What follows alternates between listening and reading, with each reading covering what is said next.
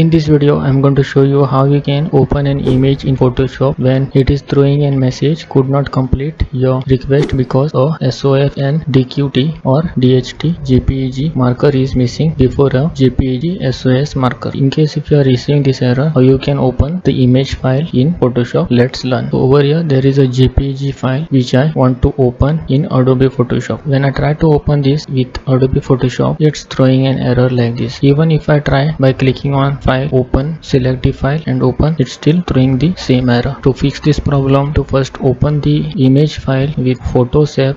File will be like this in Photoshop. Now just right click on it and copy it. The image has been copied to the clipboard. Open the Photoshop, create a new file, click on OK and then paste the image. So using this method we can easily open the error throwing image in Photoshop. Alternatively, you can even open the file with pen tab, then just click on file, click on save as and then save this file.